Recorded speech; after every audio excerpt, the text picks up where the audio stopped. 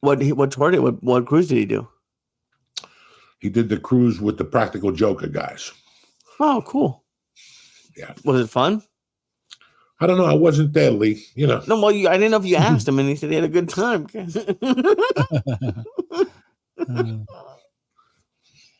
I'm over here. Was it fun? I don't know. I wasn't on Mutiny on the Bounty. You know what I'm saying? The fuck is wrong with you? What's happening, beautiful people? It's Uncle Joey and Lee Syatt for the check-in.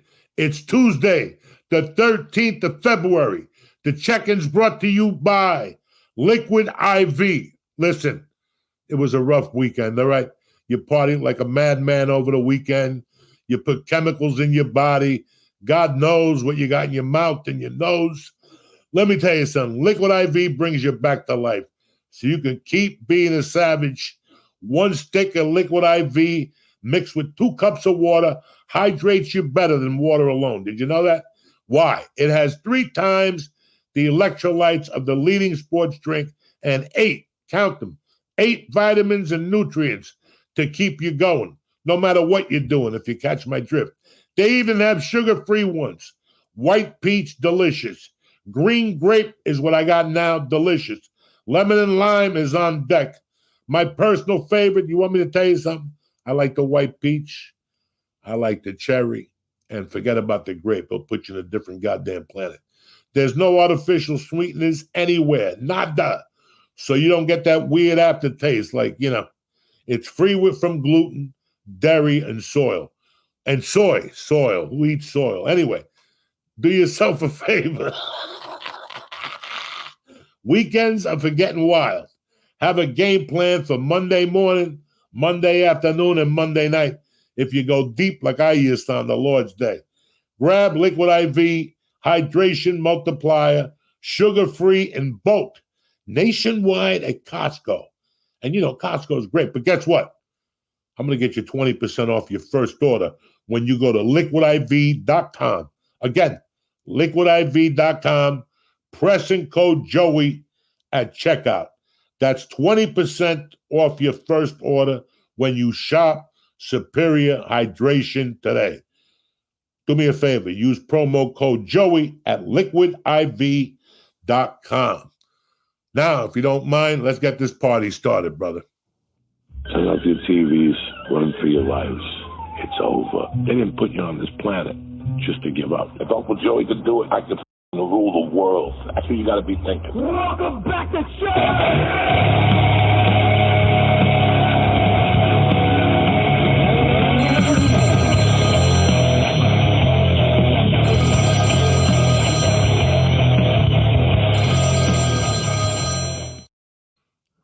Hey, buddy. What's happening, beautiful? I'm doing great, dude. I had I think the last 2 weeks were probably my 2 favorite weeks of comedy, in my entire life. So I'm really happy. Me too.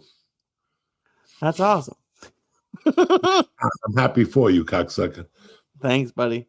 Yeah, no, it was I've been hearing about you've been talking about Buffalo for the entire time I've known you. That was one of the show you did with Ari there, I think was within the first couple years of me knowing you. Yeah. You had the Fidel shirts and stuff. Yeah. And it was I think the early show Saturday was one of the best shows I've ever had. And then we smoked and I didn't do I did fine, but I didn't do great on late show Saturday. But it was pretty, even that show, which wasn't my favorite, was still a very good show. It was just a fucking great weekend. It's funny when you start doing comedy, you start going on the road as a feature act. Maybe somebody takes you out as an MC, Mm-hmm. And you start going to these places, and you want to be always optimistic about whatever town you're going into. You want to do the best show you can, but then you start to figure out that there's some places you jive at, and there's some places you don't jive at, and you cannot get mad at that. When you hit it big, you're going to try to get a room in Boston, and nobody's going to hire you in your own hometown.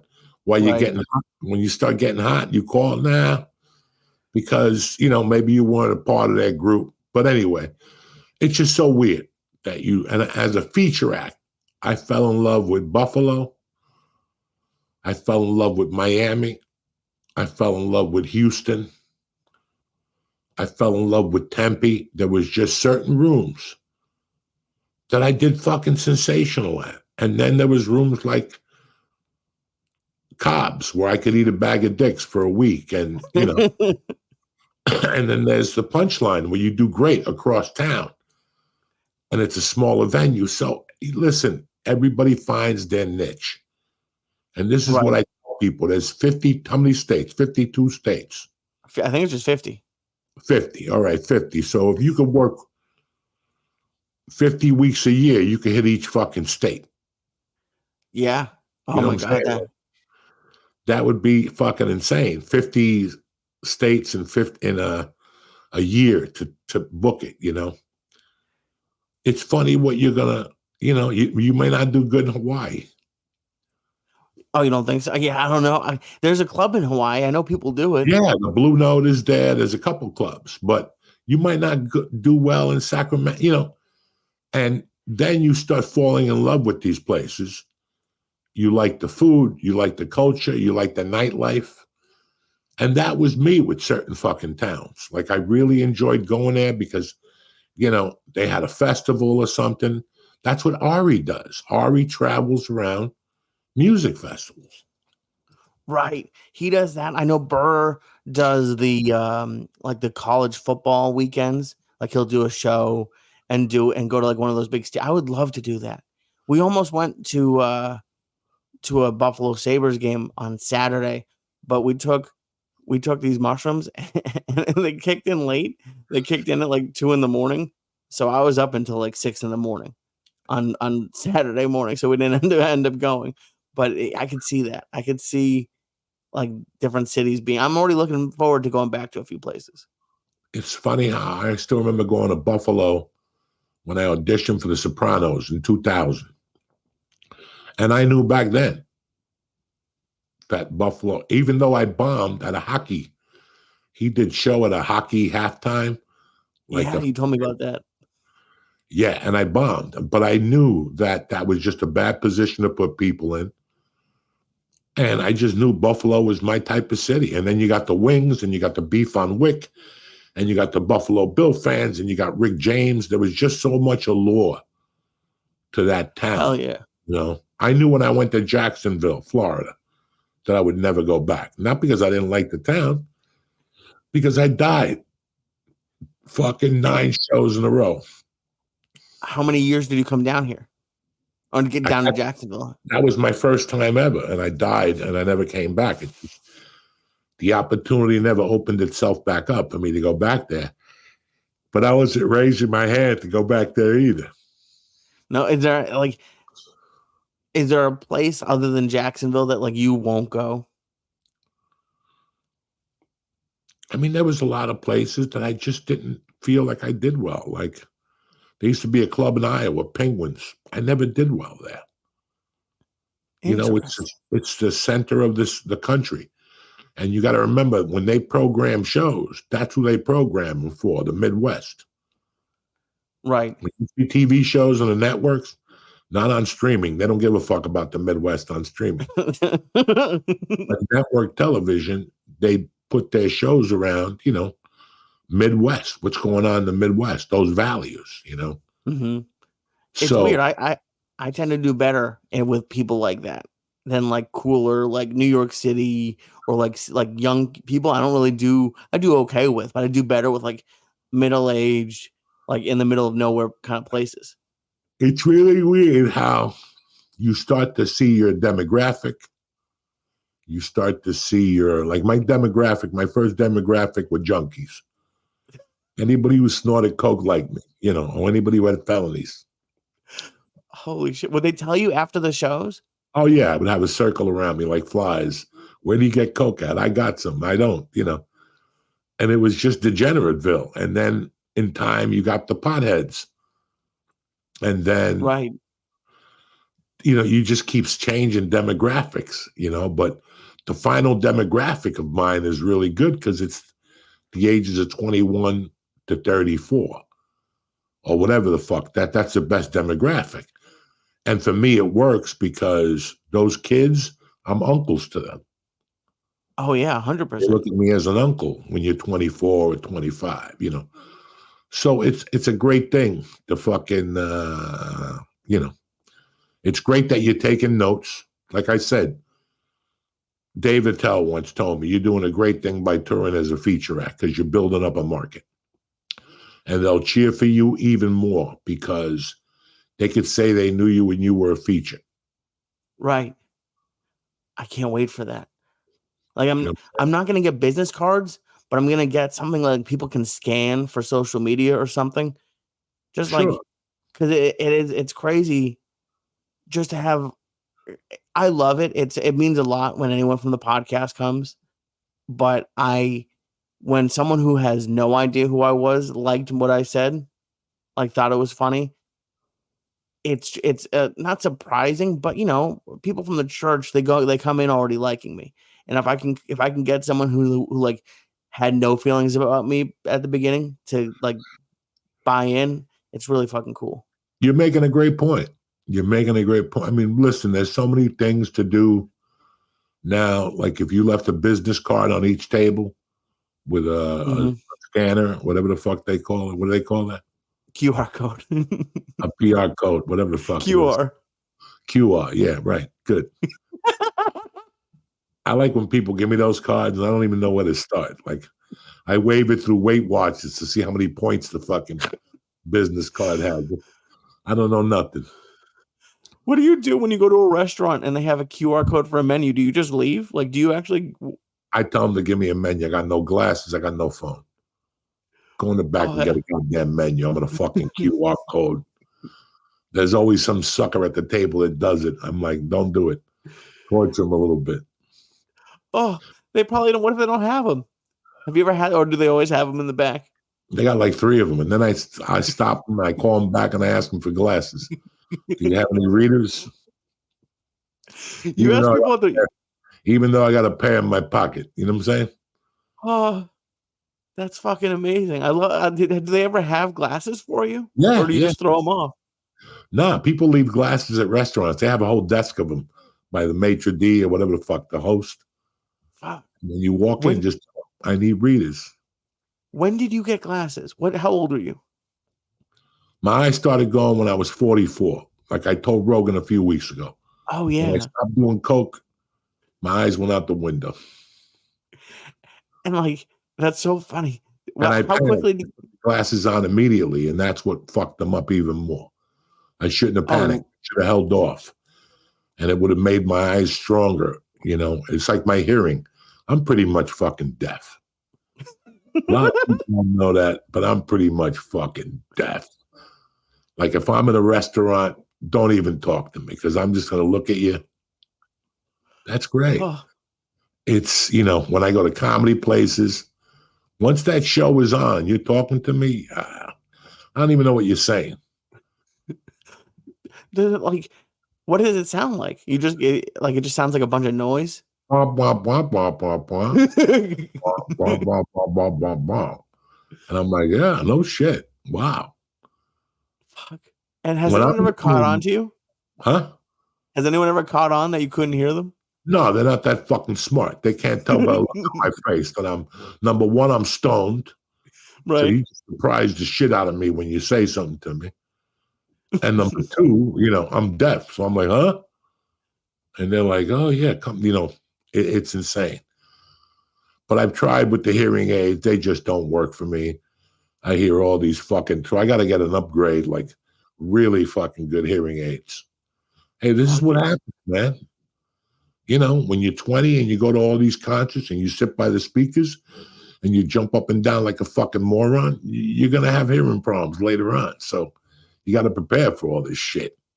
Oh, I'm blind. I can't see shit. So that's why I asked about the glasses. Because it's been years that I've needed glasses and I refuse. Yeah, you got to go for glasses and get some contacts. You don't want to have glasses. I can't put stuff in my eyes. Magoo. I would look terrible with glasses, but no, I can't put. You're like a Jew, Mr. Magoo. You don't want to look like a Jew, Mr. Magoo. Can you put stuff in your? I've never once in my entire life I put Visine in my eyes, I but can't do that.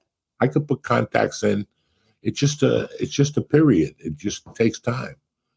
You learn how to do it. You open up, and then you put the thing on your finger, and then you put it, and then you put it in. Then you take the other side and fucking, you know. But you got a couple of joints in you. You might stick your finger in your nose. The motherfucker, they got a contact lens in your nose and shit.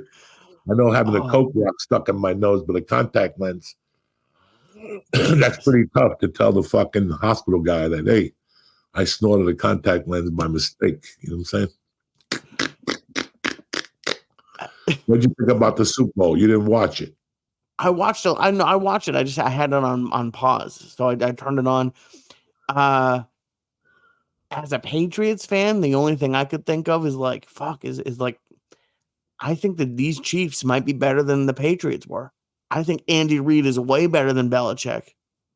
And Mahomes, I don't know. I mean, I know you love Brady. I love Brady. But I think Mahomes might be better. I love Tom Brady. I love a lot of guys. Mahomes is, I've always thought he was a great quarterback. He's very young. Mm-hmm. He's agile. He'll run. He'll take the game into his own hands. He's a great quarterback, and he proved it yesterday. I feel bad for San Francisco. Yeah. They played a pretty decent game till the end, I didn't really give a fuck about Kelsey and the other people. Once the game was over, it was fucking done with, I had a fucking migraine at Jimmy Florentine's. I had to come home and take a few Tylenols, and I fucking just sat here for like an hour. And then I went to Christine's and watched the game from the beginning. And I just sat over there till halftime. You're getting a lot of migraines now, huh? Yeah, the last couple weeks for some reason. Something's not right. So that sucks. Headaches I'll find out next Tuesday when I go to the doctor. Oh, okay. So not tomorrow? No, and then Wednesday I go to acupuncture, and she'll stick a few needles in me, and they'll calm down for a few fucking weeks. I didn't go to see her last week. I was busy. I had something else going on. Listen, when you get to be over 50, you're going to the doctor twice a week for something. You know what I'm saying? For something. Are you really? Yeah, something's always up. The yeast infection in my ears went away. Then it came fucking back. I got itchy ears. They smell funny. Yeah. Now I got to go back to see her next week. That's Thursday of next week. I think that's what it could be. I'm getting headaches from the yeast infection in my ears and shit. Is that from swimming? How do you get a yeast infection? I know you've talked about it, but like, how do you get that? From what I heard, it's from not drying your ears and sticking foreign objects in your ears, which I'm the king of. I don't like fucking Q-tips. They don't work. Q-tips taste the water out of your ear. But if you want to get the deep, deep, deep, deep wax, you got to get like a fucking, a big pen that you don't use to store Coke no more. Or like I got a thing from Manscaped, right? Okay. And it's in my nail file. So when you cut your nails, it has a thing that you pull back. It's like a Coke spoon. So I clean it out with that in the mornings. And it takes all the big chunks out. I'm very self-conscious about dirty ears. When I see somebody with dirty ears, lights out, I ask for a check. I don't like people with dirty ears. And now I'm the motherfucker with dirty ears. So I hate even going out. I got to go out with earplugs and make believe like I got swimmer's ear or some shit. Fuck. What happens when you get a yeast infection in your ear? Does stuff grow in there? Huh? What happens when you have a yeast infection in your ear? Well, I can't have anybody fuck me in the ear for a month. You know what I'm saying? Because you got a yeast infection. You don't want to spread it. No, I don't know. No, you don't. They put me on penicillin for 2 weeks or some shit. Fuck. But whatever I'm doing is making it reoccur. But I enjoyed what I watched the Super Bowl. I thought it was enjoyable. Mm-hmm. Turned out to be a great fucking game. Listen, I didn't put a red shirt on. I don't give a fuck about the chick. I don't give a fuck about Kelsey. I give a fuck about the bottom line. I had the under by the fucking hair of my skin of my teeth. Oh, shit. I lucked out on the under, and I mixed it with fucking Oklahoma City yesterday. We're giving 2.5. It was a gift on the Lord's Day. You had a parlay between two different games? Yeah, I had a parlay with only on DraftKings. I had a parlay with the under and Okay, so you said Oklahoma, the Thunder. and then I had San Francisco money line and the under OKC, and that bailed out. Okay. But Yeah, for I some didn't. reason, I didn't bet San Fran. I didn't like the game. I couldn't give you an answer on who was going to win. I liked the under because I knew they were going to fuck you some way or another. Right. And I like Oklahoma City. So I took my chances. I wheeled them. I hit one parlay, but I hit the under big because that's what I really liked. What was Everybody the said under? bet the over and then just turn the game off and pray that they score. I just said, nah, they're going to fuck us. They're going to do something. And I was right. Thank God. Do you remember what the under was? 47 and a half. Wow. That is And the score was 25-22. holy shit. That half point, I love when that can either fuck you or it can make you. That half point. Yeah, I got fucked in the ass by a half point about 3 weeks ago, so I knew I had one coming. You know what I'm saying? Oh, I had you in my head all weekend with that game because you like how you're always like, oh, you don't see a bookie with a part-time job. And No, I liked Kansas City because they were plus 100. So you would double your money. And I was like, oh, it's just too good to be true. it's too good to be true. It was too easy. And listen, I didn't like any of them. I was leaning towards KC, but 77% of the money was on KC. Mm-hmm. So I guess, Yeah. Somebody told me that the average amount for the Super Bowl to go with a family of 4 was $32,000. Yeah. And this morning it hit me that Vegas made money on the gate. They made money from A to Z this weekend. So they weren't even concerned with the fucking Super Bowl. It just makes sense. So Dude, I wonder. That'd be crazy to see how much money went into Vegas within the last week. Oh, tons. $1 billion, couple billion easy. Holy shit. Because they're there in the hotels. They're eating every night. That's a great place for the Super Bowl to be. The Super Bowl, they're going to switch it to Vegas eventually. It's just too easy.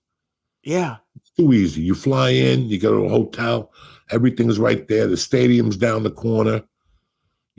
Vegas was built to carry that. Yeah. Vegas was built to carry that load. So what the fuck are we doing? Just put it in Vegas every year. And switch it to fucking 3 p.m. So you get some gambling money after the game. That's what you need to do. Switch that game so it doesn't come on here at fucking 6:30 and I got to stay up till 11 watching fucking the Super Bowl. Kids got to go to bed. They're upset. They got Kansas City fucking ponytails and, my daughter didn't give a Frenchman's fuck, but. No, she didn't watch it at all? Yeah. But we went to watch it. There was a bunch of kids and it was the best part of it, watching them lose their mind. Because the mom put she had a pool for the kids.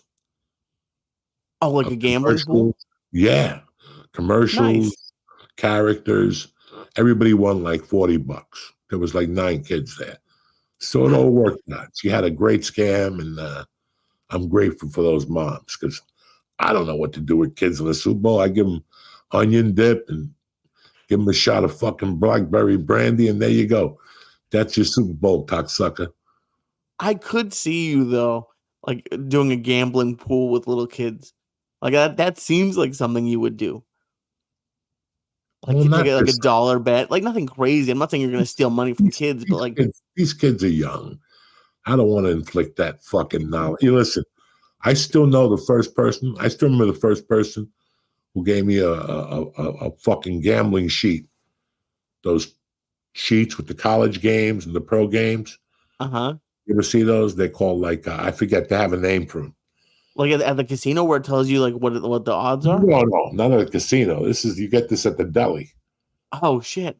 Okay. This illegal bookies, and you have these tickets and you got to go 4 for 4. If you bet $5, you win $30.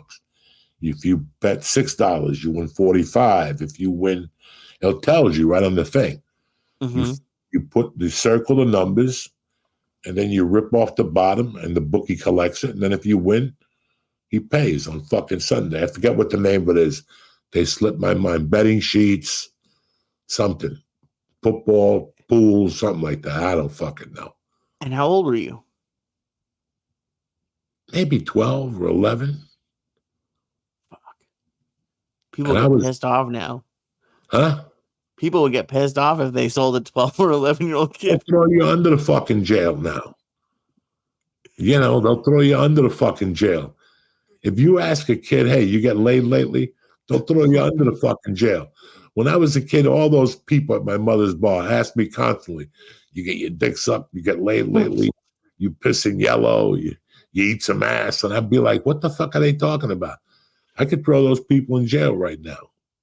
That's why I'm careful with kids. I used to tell kids, what's the story?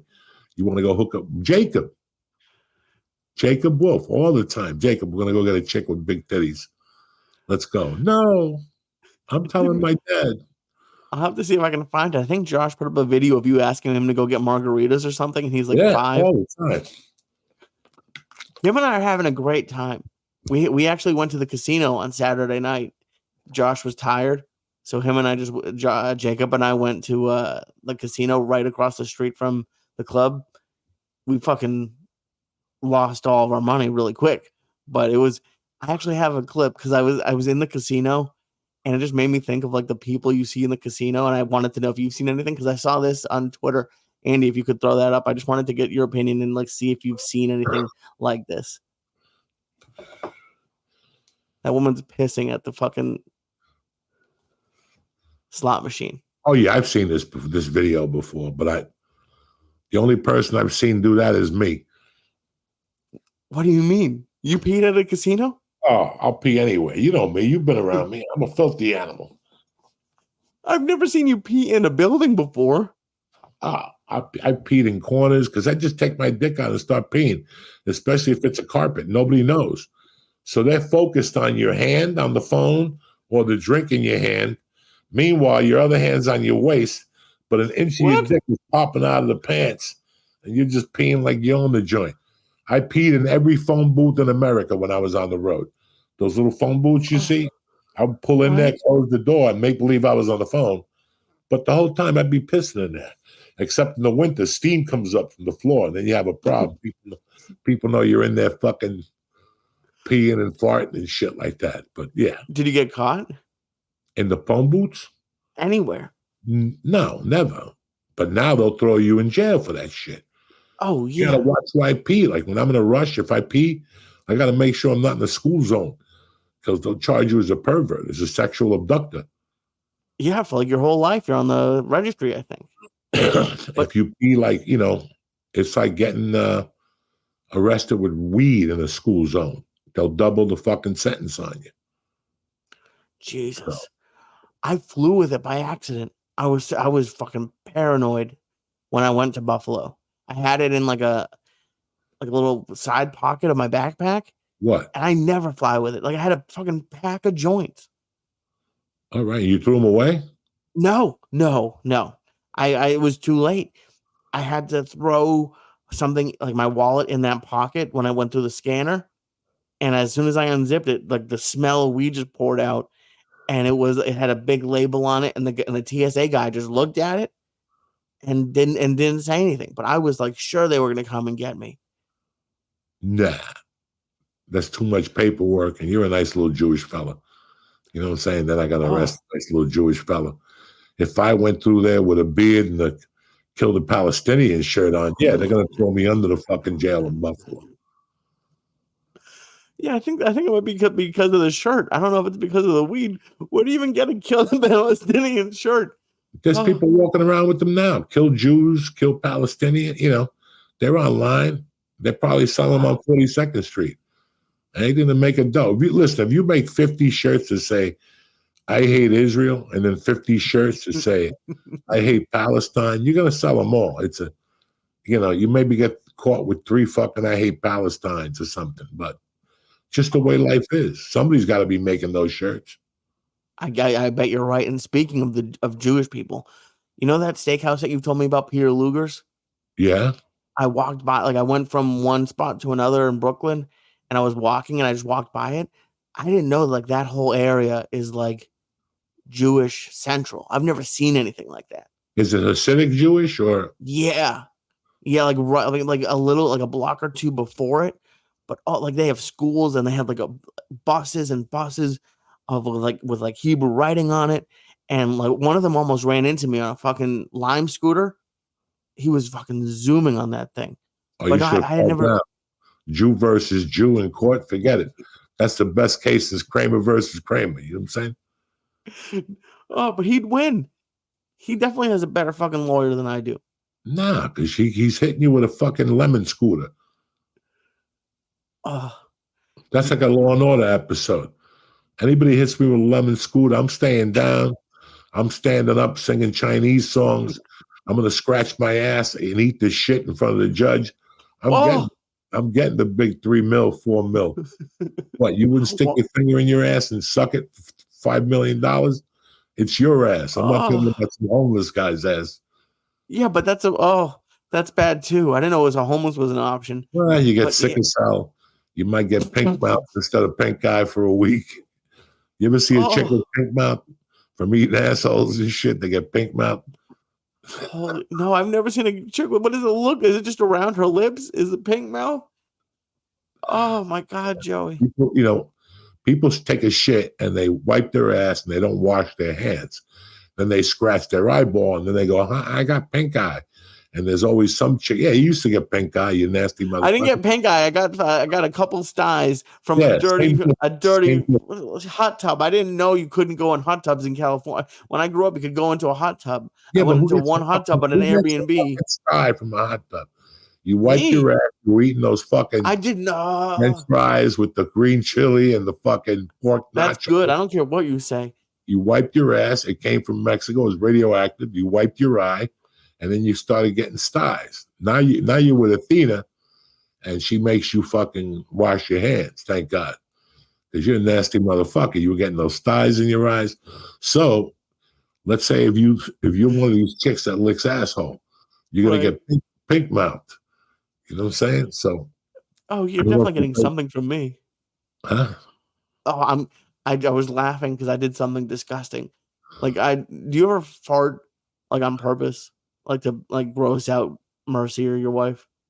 Or you do? I know you do. I fart because it's uncomfortable. Yeah, I fart on purpose. You farted at me. In your fucking mouth if you let me. At this point, I had something happen that I hadn't had happen in a while. I ripped a fart. I fucking straight up. It made the noises, and I had to throw the underwear away.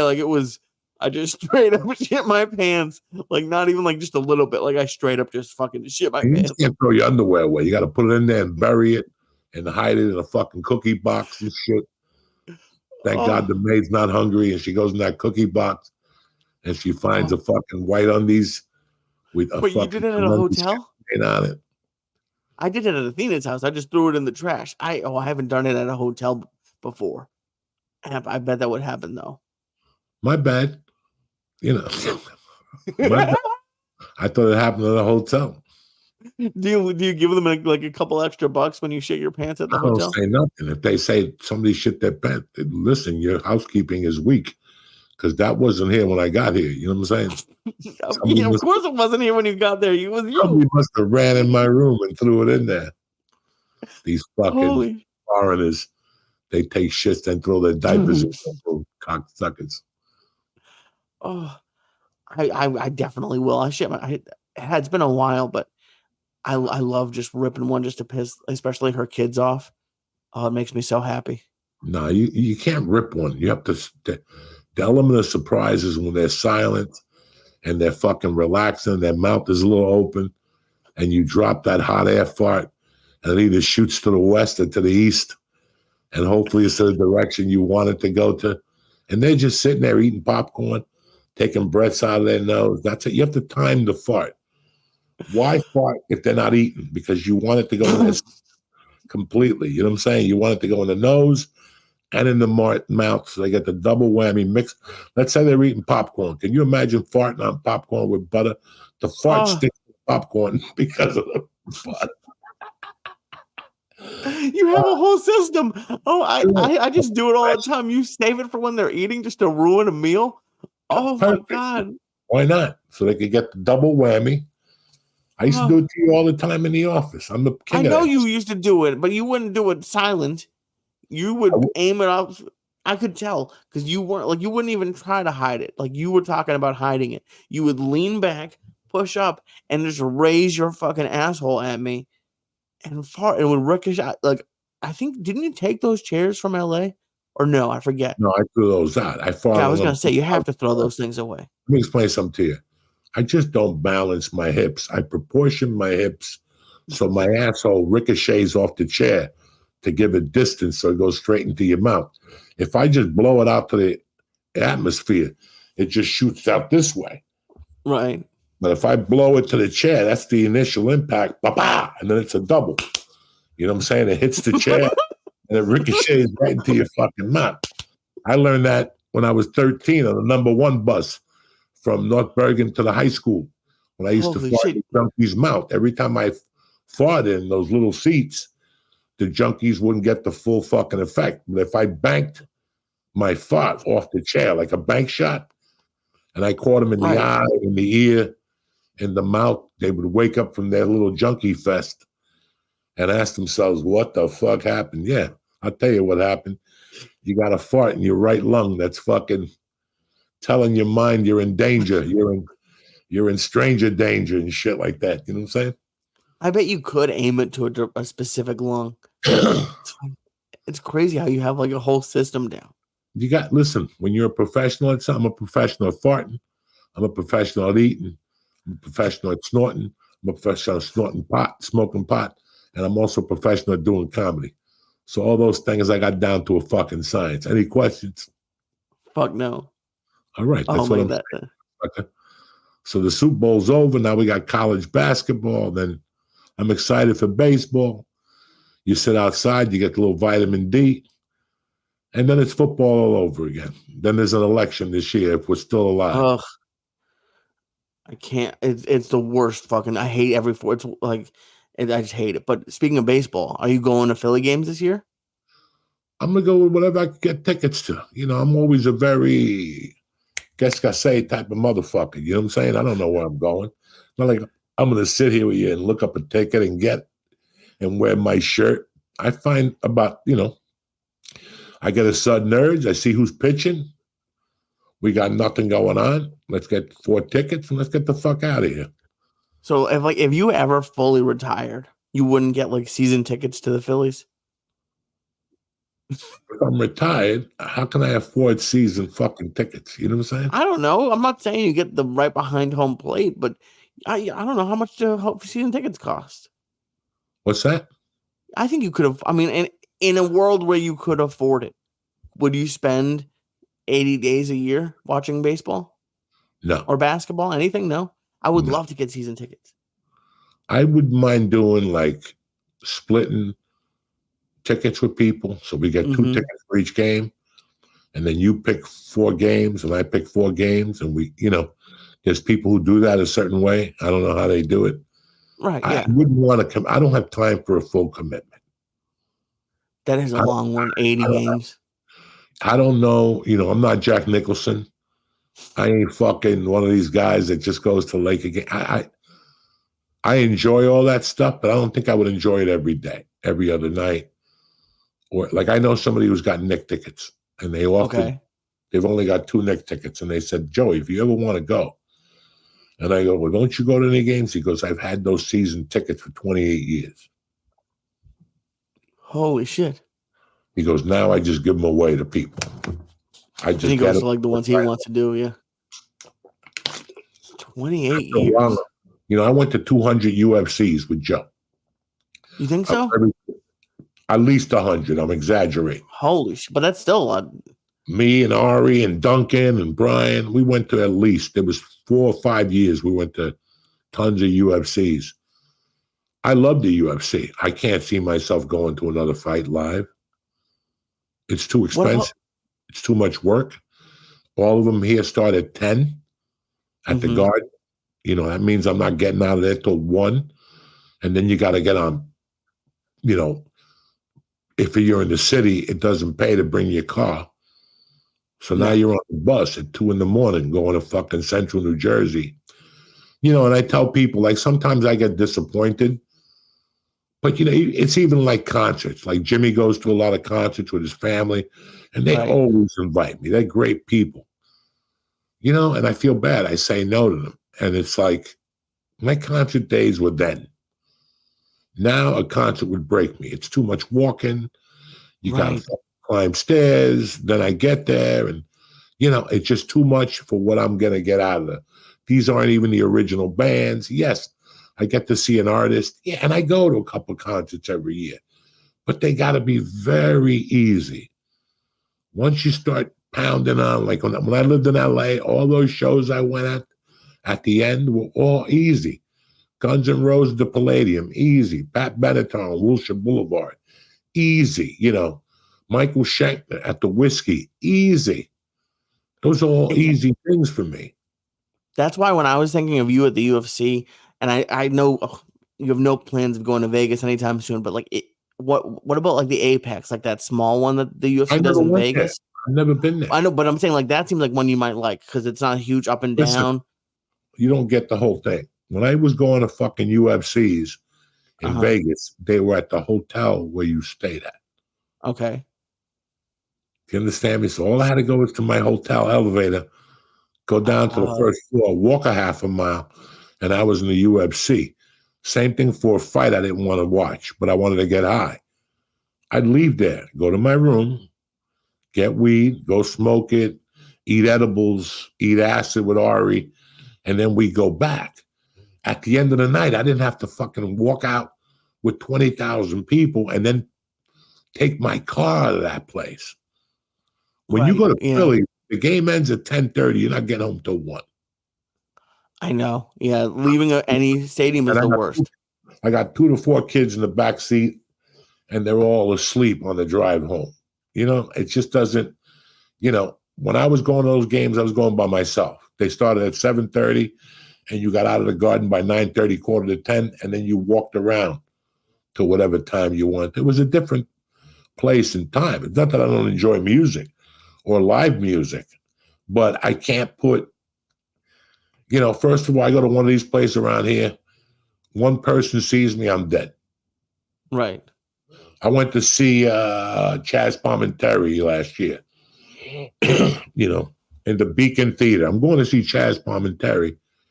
And after the show started, 15 minutes, I still had people walking up to the row going, "Can we take a picture?" Oh Chaz is on no. the fucking stage and you want to take a picture, you know. So even that gets old because people don't respect privacy anymore. They just don't give a fuck. So, but all in all, the best way to improve as an entertainer is to go get entertained. So Oh yeah. whenever you're very stuck with something, don't go watch a comedian. Anybody could do that. Just look in your local paper, see who's doing jazz, see who's doing an improv show, see who's doing any type of art, and you go down there and watch it. And because we're idiots and we could just play a cowbell and fucking do jokes, anything we see, we get blown away. Yeah. And it fucking inspires you to no end. Like, wow, I thought I was a badass. This guy's fucking swallowing swords and pissing out daisies. You know what I'm saying? Oh, it's crazy that you're talking about, like, we were talking at the beginning about like your favorite cities. Like when I went to Nashville a couple of weeks ago, it was for that exact reason is one of my favorite. And I'm not a music person, but like I went one night and watched like a country cover band at like one of the bars on like the main strip. And then the other night after my show, I went to a jazz club just because I just wanted to see what that was like. And it was so cool. Like it's similar to what I do, but very, very different. And then to just be like Nashville as a city with all of that music is just fucking really inspiring and cool, like to be And I around. don't want to go to like the fucking places that everybody goes to. Like No. I used to go to not Grand Rapids, Michigan. Bay City. Okay. Bay City up by there. I forget the town next to it. I used to date a girl in, I forget the name of the place. I dated a girl in Niles, Michigan for a while, but then I dated a girl that lived by Bay City. And if I had the weekend in Michigan, like Wednesday, Thursday, Friday, Saturday, I Okay. would go buy a house on Mondays. That was my thing. And this is a weird situation because she was married. She was divorced, but her husband lived downstairs and she lived upstairs. Holy It was, shit. but I would just take her on dates and shit. But I didn't know where to take her, and she would take me to a Monday night open mic for jazz and blues. No, it was a blues open mic, and it was two black chicks Okay. up on stage sweating up a storm. One would sing, then the other would sing, then the other would sing. Then they would alternate songs with a funky guitar player, a standing bass. And I couldn't wait to get there on Monday nights just so I could go watch that. And they had food there, pretty good, but there'd be 20 people there, tops. And you left there and you went home and the material spit out of your ass. The jokes come out of your ass. Why do you think that is? I think from seeing somebody, I don't know, and that's why I really enjoy live music. Because every time I go see live music, I see a guitar player doing something that blows me away, and I leave there like, wow, the show was great, but that solo he did in this song really took me to the next level, I don't know why. It just, whenever I see anything like good acting, if I see good acting in a movie, good acting in theater. I was going to ask you about that. Do you go to plays and stuff? I went to like maybe 4 plays in LA, over the years. I went to like one-man shows. Right. I went to the Lenny Bruce one. I went to the one girl one. I can't remember her name now. I took 1,000 milligrams, bear with me. And I went to a play with my wife. It was okay. And then my wife, when I met my wife, she was in a theater group. That met on top of Jerry's Deli on Monday night. So I would drop her off and then go to my acting class. And then I'd go watch her rehearse. And then we both drive to the Comedy Store and I'd do the Monday night spot at the store. It was pretty interesting. But like a year after we got together, she quit. She got a job at night and blah, blah, blah. And she had been doing it for like 5 years. And it really, the guy who was running it, it was Bruno Kirby's father was in the group. So he was the glue to the group when he passed away. And then his son passed away. His son was the guy in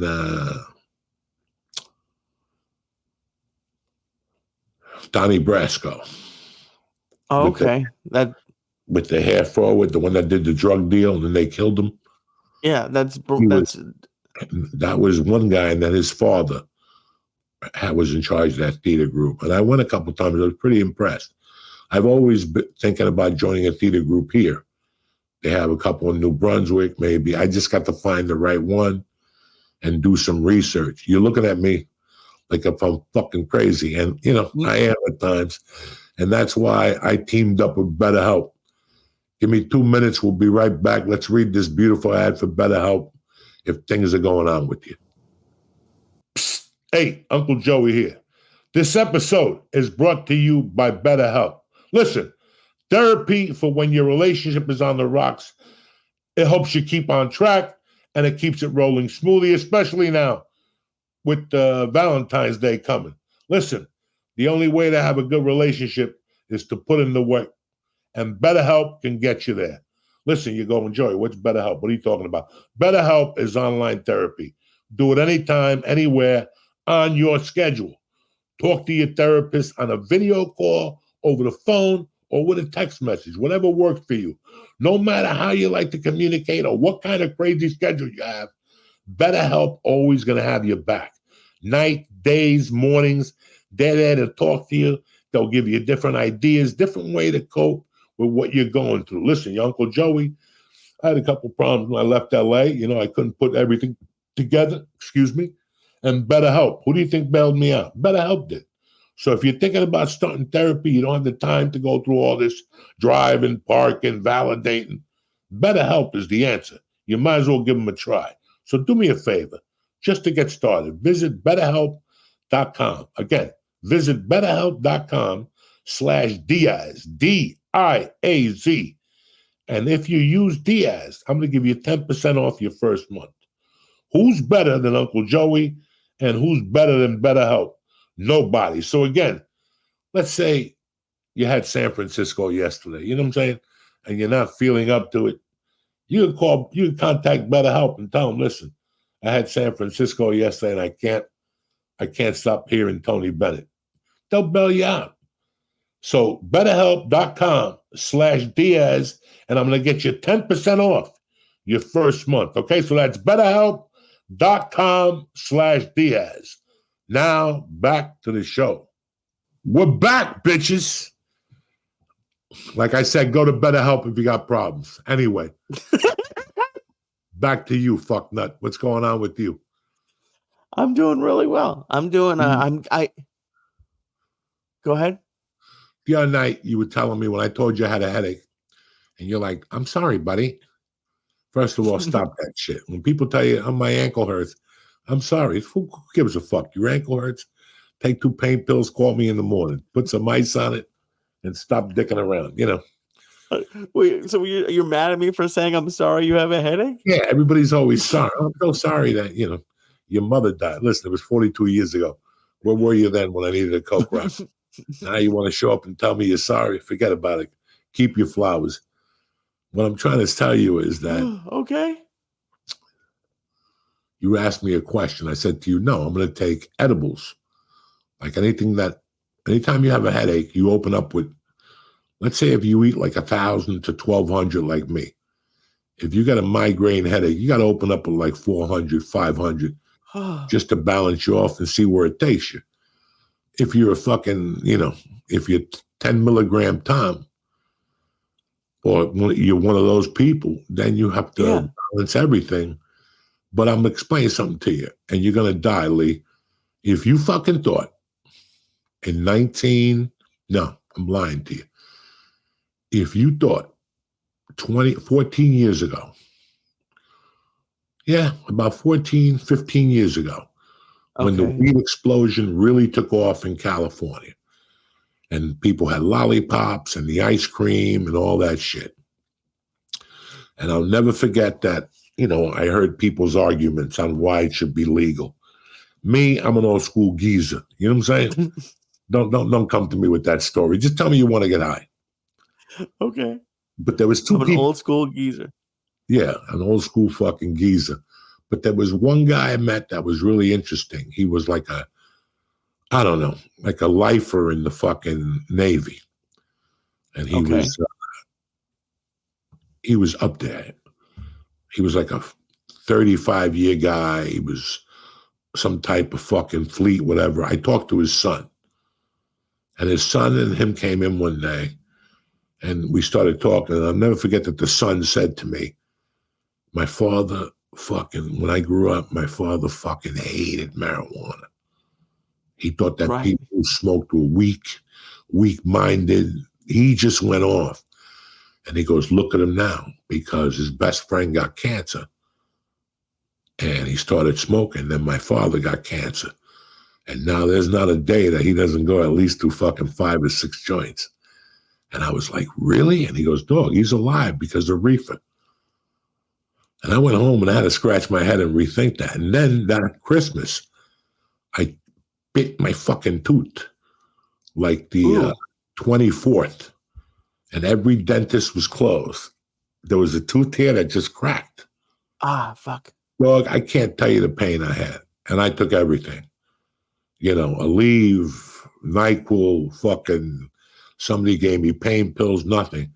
And I still remember it being like the 26th. And I couldn't get in to see him because it was the weekend. Oh, That's what it was. It was one of those Christmases. Monday, I had called his emergency line. They were going to see me. And I think Saturday night I was crying. I got up in the middle of the night from the pain. I was crying. And there was a computer in my kitchen, and I was on the computer. And I said, you know what? These motherfuckers say that marijuana kills pain. Let's see if they're right. And I started smoking pot. And within 15 minutes, I was writing a blog. And I'm like, oh, wow, what happened to my toothache? Well, the toothache was still there. But for some reason, it took my mind off it, that it numbed the pain. So before it was unmanageable. Now it seemed like it felt like I was about to get a toothache. Like by the end of the week, you'll have a toothache. And so that now that like you do that for pain now is like headaches, and if you have other pain, does it help with your knees? It doesn't help for my knees. I love to sit here and tell you and let people give them, but there's people who it might work for their knees because their tolerance is a lot lower. So if they do blast one of my indica joints, this might help their knees. I think it's the same effect. When my ankle got fucked up over the holidays, before the holidays, I was smoking reefer when it was swollen, and it was making it enjoyable. I'm a firm believer now, after all these years, that, there's a lot of benefits to THC. It also has high tar. So they did that test on me, and one of the things, the results is my lungs are scarred. No shit. I've been doing bong hits since I was 13. What do you think they're going to look like? Fucking Bruce Jenner's fucking lungs? Dude, is that what you told your doctor? Fucking, fucking Kelsey's lungs, that they're all clear and shit. I grew up in Jersey. I've been sniffing fucking those barbaric odors since I was a kid. Then I smoked coke, I smoked pot, I sniffed my fucking farts, Oh, yeah. It's like, so what do you expect your lungs to look like right now? I'm 61. People forget, like, when I go to the doctor now, I always beat myself up. You know me more than anybody, Lee. And nobody beats himself up more. And I think the last year and a half has been me reinforcing myself that, Joey, sure, you can't lift 400 pounds anymore. You're 60 fucking years old. Right. I would come home and start drinking protein shakes and eating beef jerky and shit. And then I forget that what I could do for an hour and a half, now I do 45 minutes, and I got to come home and take a fucking nap in 3 or 4 hours. But and I know you it's not as much, but there's other 60-year-olds who can't do 15 minutes. There's people who are a lot younger who can't, but you've been working out pretty much the entire time I've known you. Do you think that's helped?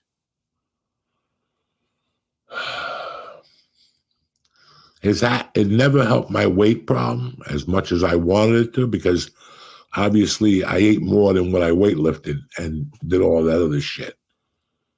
What it did for me at the time, something I didn't know is, and especially useful for you and other young comics, is that, guys, being a comic has some great benefits.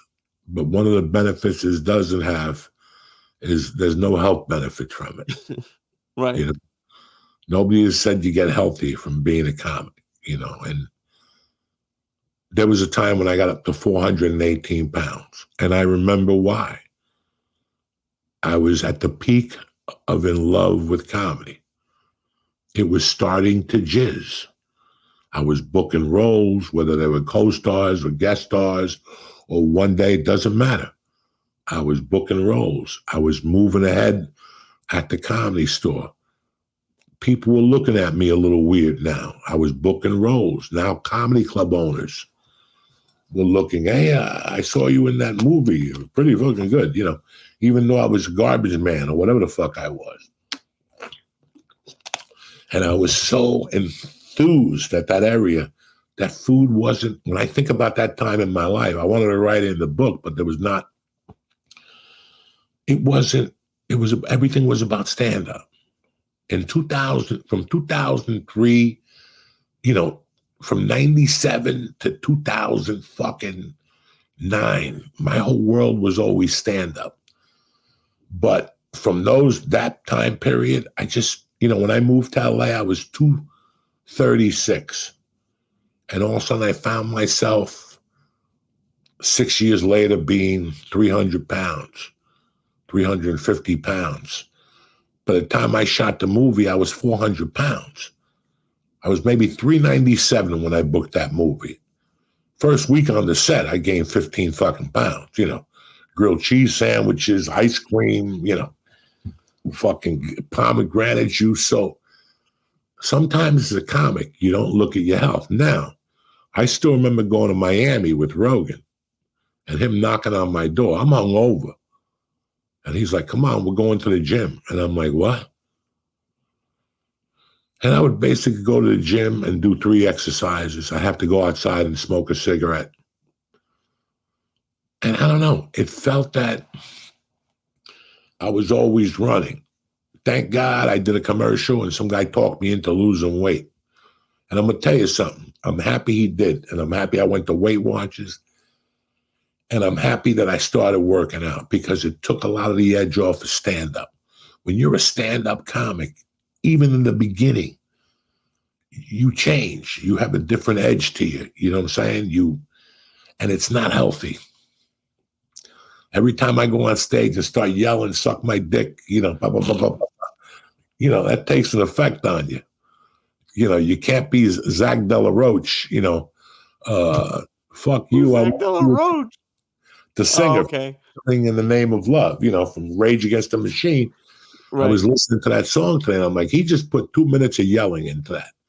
If I did that, I'd just keel over on stage. They have to resuscitate me. They'd have to do the fucking, the Heimlich maneuver and everything else. Comedy's going to be rough, and it takes you down a weird edge. And if I learned anything from Joe Rogan, when we went on the road, and that motherfucker would tell me work out, I would look at him like he had 3 heads. Listen, I don't know about you, but I go on the road to get my dick sucked, do drugs, dope, and watch daytime television. What's this fucking working out you added? But when I added the working out, it changed me as a comic. It gave me more control. It gave me more confidence on stage. I'm looking better. Plus, when you start doing more time on stage, once you do 2 shows a night, you're going to go back to your room and go, whew, I'm sore. My legs are sore. My ankles feel sore. Something. I don't know what I did to my lower back because you've been in hell for 45 minutes. Right. People don't know. I know it because once I got my Whoop watch, I did a couple of those Sony shows and I was doing spots in Point Pleasant. And if I did a 45-minute fucking set, oh my God, the Whoop would go up to 20.3. I'd go, what the fuck? I would see it in activity and I go, what did I do? And I go, oh shit.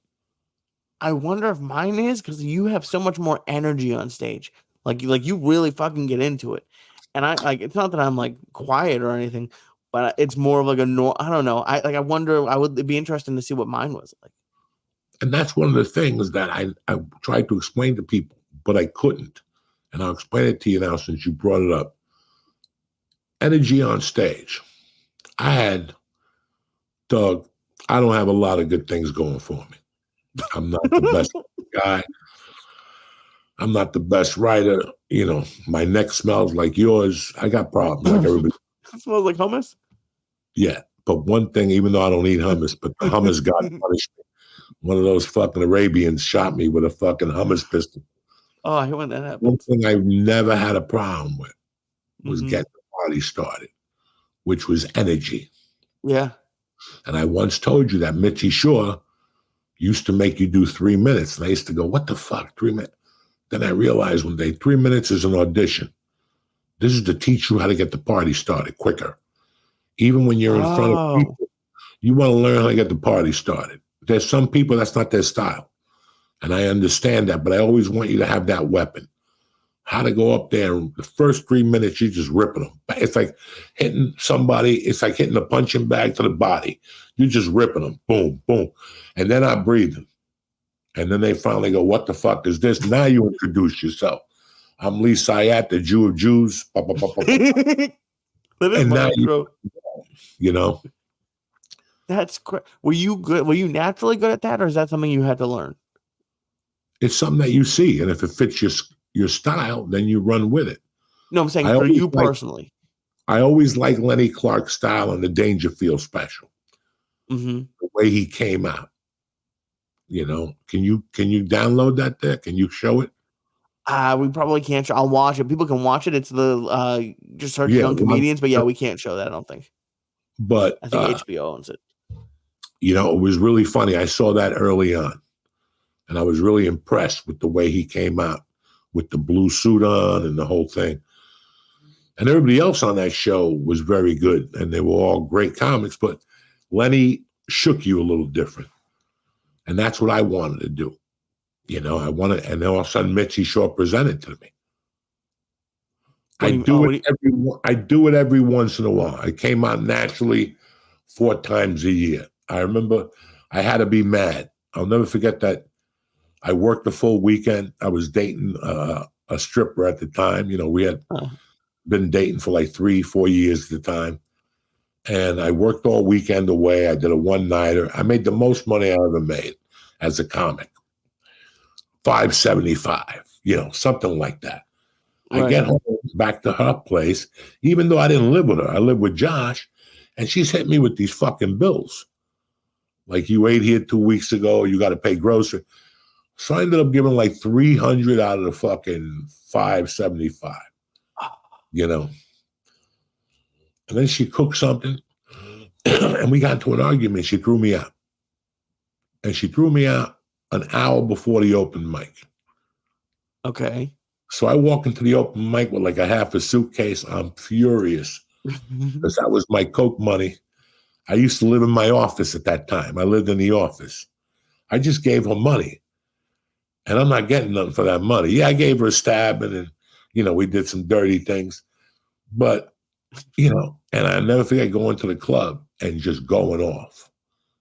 About that, or it was just the energy about from the it? Whole situation like a professional. That I had that tape for a long time. I hate tapes. This tape was something when it was coming out, I was like, holy fuck, where has this guy been? And then it went away for a long time. It went away for years. Then I got to the Comedy Store and I saw Stanhope do it from the beginning. And it's a fucking gift when somebody could do it. Never mind roll with it. The best is when you roll with it for 8 minutes and go, oof, I still got 28 minutes left and I only got 15 to do. I got a great set going because you just improvise for 8 minutes about the weather, something that happened on the news. Right. So but I don't do know. You ever, just about energy, like just about the energy that you bring. So when I moved here, and I was evaluating myself, and I was just doing a podcast, and I was withdrawing from the Xanax, and I was going through my own personal struggles. I remember somebody at the store. I asked somebody, doesn't matter who.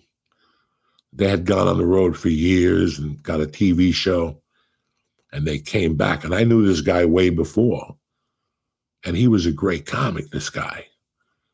When I saw him 20 years later, I was like, what the fuck happened there? And then he showed up at the store one night and did a set. And I asked Ari about it. And Ari goes, you know what happened? He got older. He couldn't jump around like that anymore. Oh. His energy went from 110 to 20. Damn. I didn't think about that.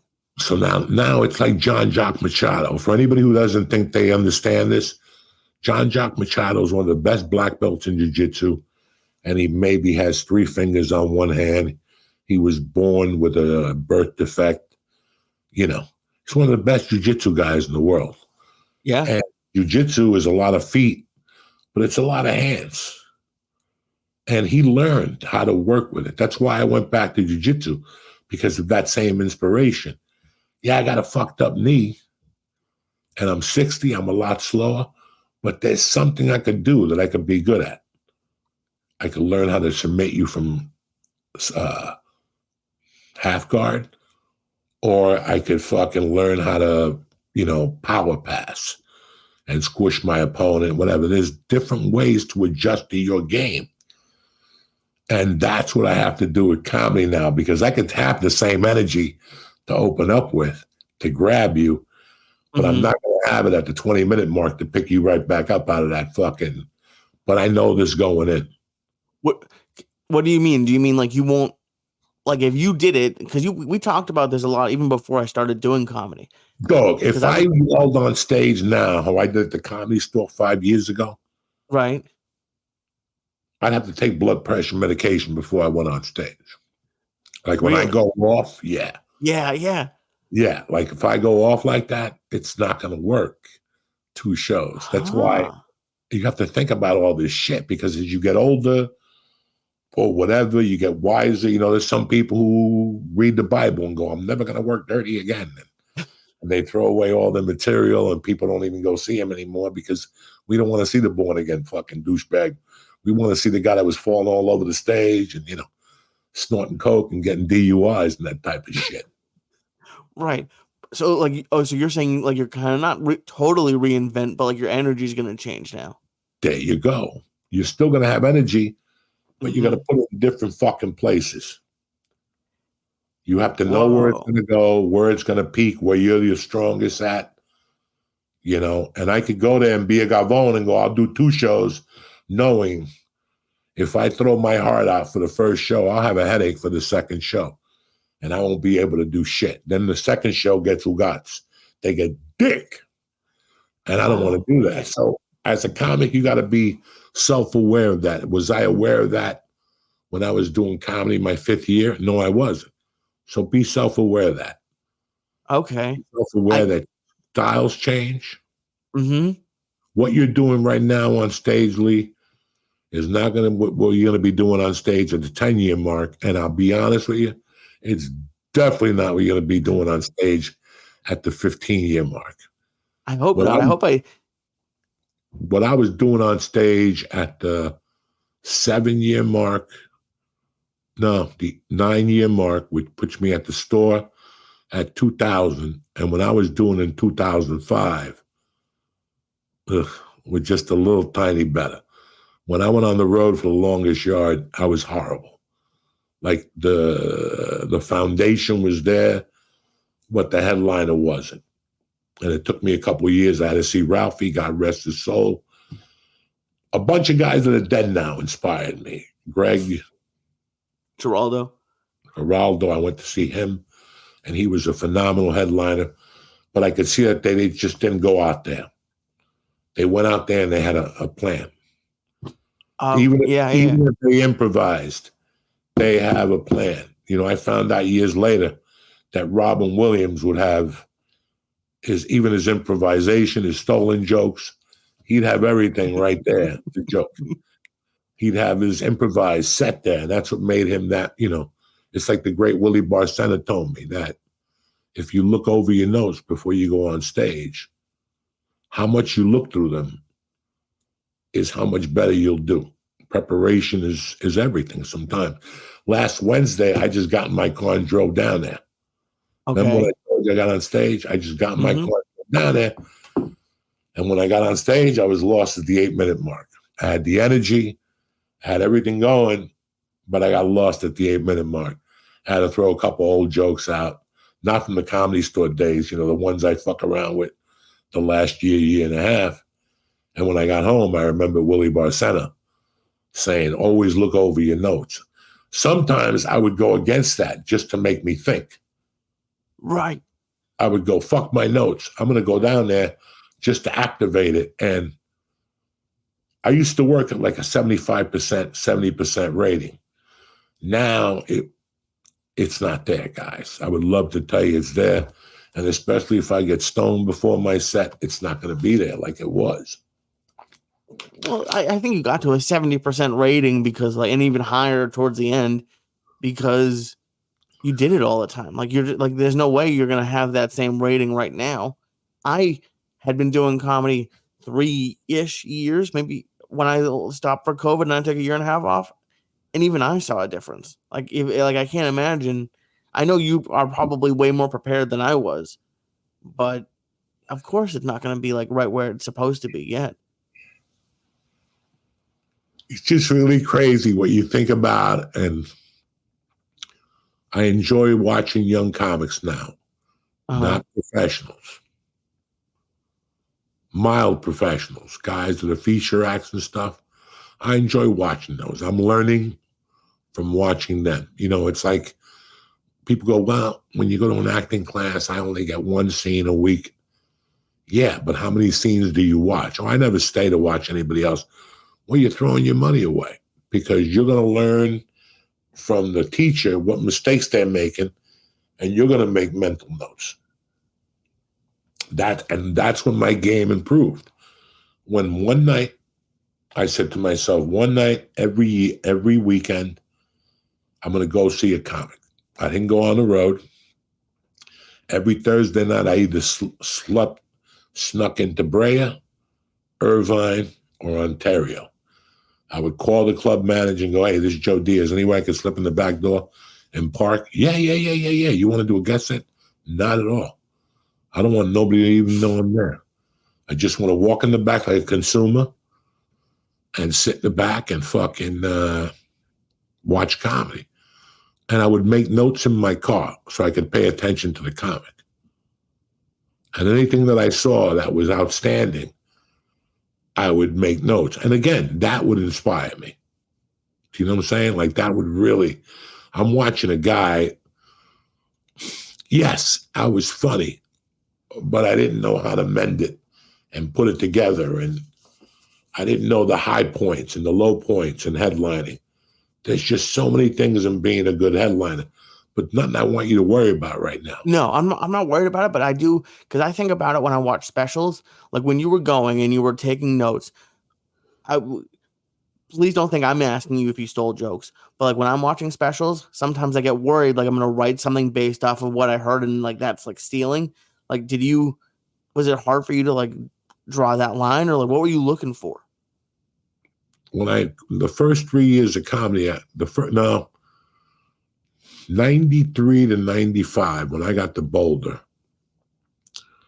after I came to New York and I saw Leguizamo do what he do, I was always a fan of stand-up, but now I had to broaden my horizons. Mm-hmm. At that time, I knew about Hicks, I knew about Kennison, I knew about Andrew, I knew about a lot of them, Townsend, Lenny, fucking Louis Anderson. I knew a lot of stand-up comics, and the early 90s had so much stand-up on TV that I knew Felicia Michaels. I knew another guy from the store. I knew a couple guys when I got to the store just from the MTV shows and Evening at the Improvs and blah, blah, blah, blah, blah, blah. When I moved to Boulder, I just found a hobby in watching stand-up. And let me tell you something. I was not impartial to anyone. I watched everybody. Interesting. I didn't have an opinion. I just watched it to learn the different styles, when people paused, just stupid shit. And one of the sets I fell in love with early on was Joe Torre as a warm-up on Def Jam, the Def Jam All-Stars. He was so great in that warm-up that I studied it. And one day, 6 years later, I bumped into him at the store. And when you talk about it? No, I went right next door I stood next to him and I did the bit. Really? And he just fucking looked at me and he goes, motherfucker, I don't even remember that bit. I go, dog, I watched that over 150 fucking times.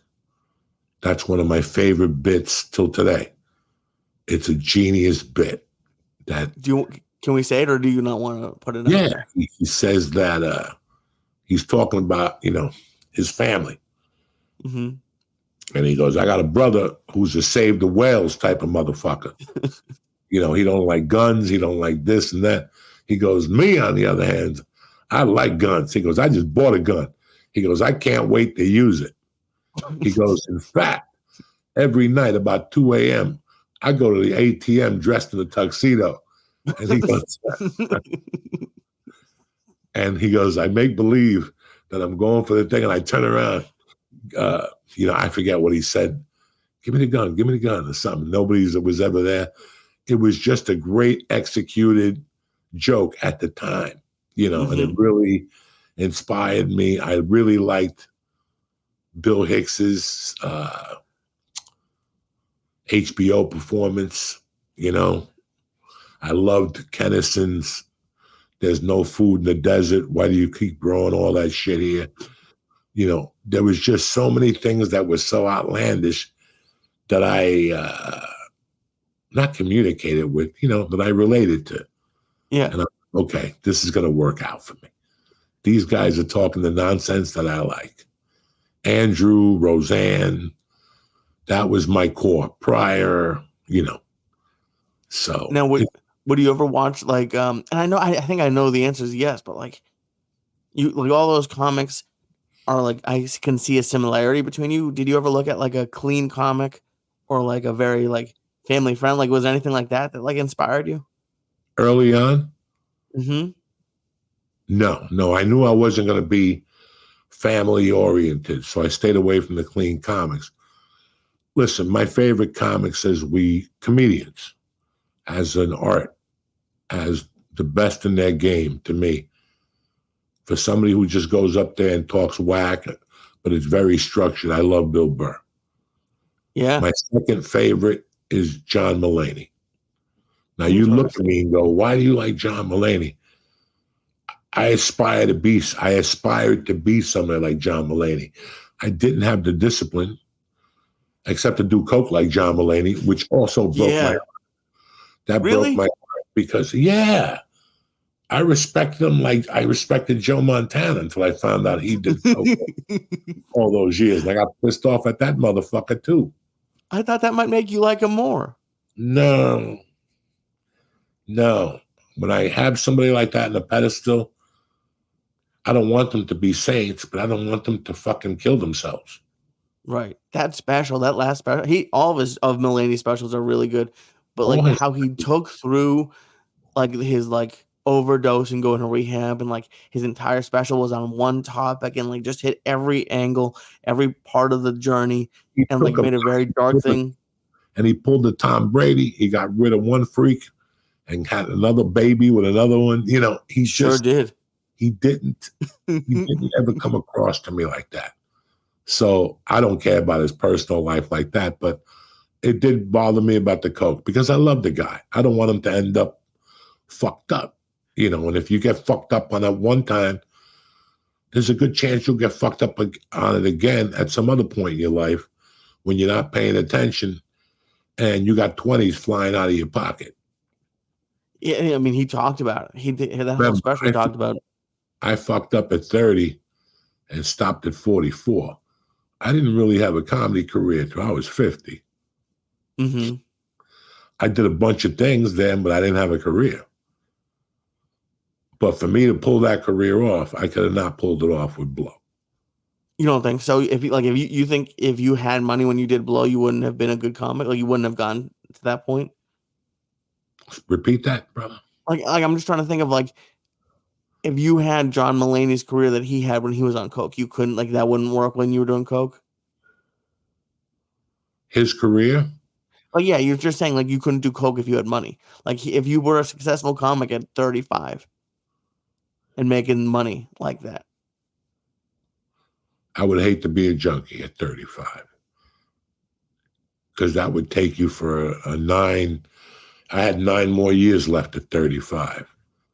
Mm-hmm. And I was doing it bare bones. Can you imagine it with $6 million in the bank? Fuck. A couple hotel rooms around town that people will give you. You'll pay them the extra $1,000 to get you through the basement. The chick comes dressed. What's that? He told a story about telling his accountant to not give him money anymore.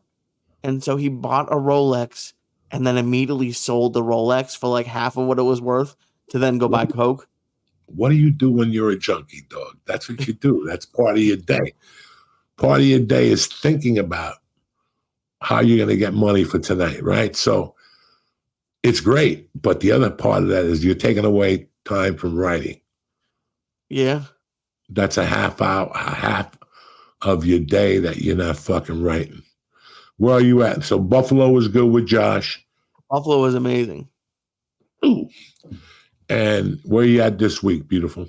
This week, I'm just doing open mics. Next week, I'm hosting at the Providence Comedy Connection. Look at you. Who you hosting for? It's someone I don't know. He's a younger guy, Stroid something. I think he's very funny. He's big online. But the club booked me, so that was nice. And then, yeah, I'm really excited. I'm doing John Marrera's podcast next month. Okay, when you go to LA? No, I'm doing it like this, like we do. Oh, Zoom. Okay, yeah, I gotta give him a call. I owe him a call, man. Every time he calls me, I'm sleeping or I'm doing something with the kid, so I owe him a call. Maybe I'll call him tonight. Well, it was great seeing you. Great to see you, buddy. Great chat tonight. I feel good, except for my little fucking headache. And we'll put this together. Next Monday's my birthday, so. I know. Hey, I'm excited. Are we recording on your birthday? We are recording on your birthday. Do you want to? We'll talk about it, but that's really cool. Yeah, on my 61st birthday, so I'll fucking have to put a candle up my ass and jump up and down and sideways or something. I love you, motherfucker. Give yourself pink mouth. Love you, buddy. I love you, motherfuckers. Have a great week. And now for a word from my motherfucking sponsor, Jack.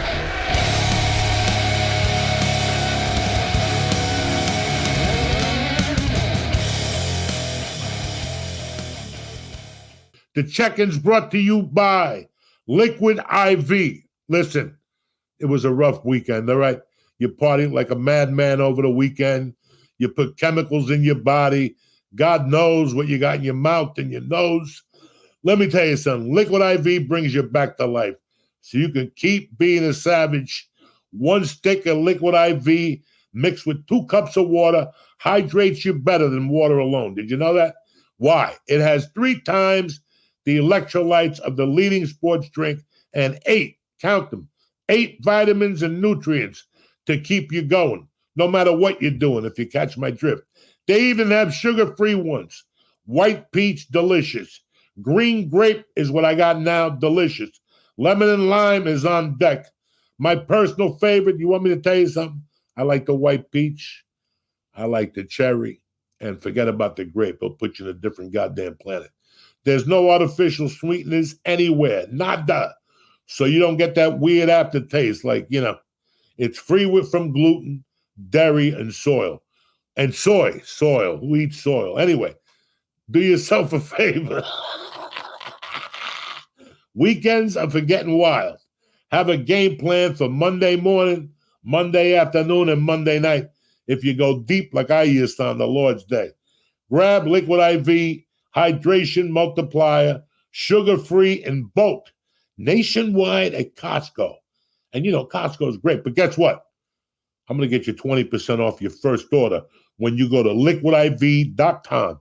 Again, liquidiv.com, pressing code Joey at checkout.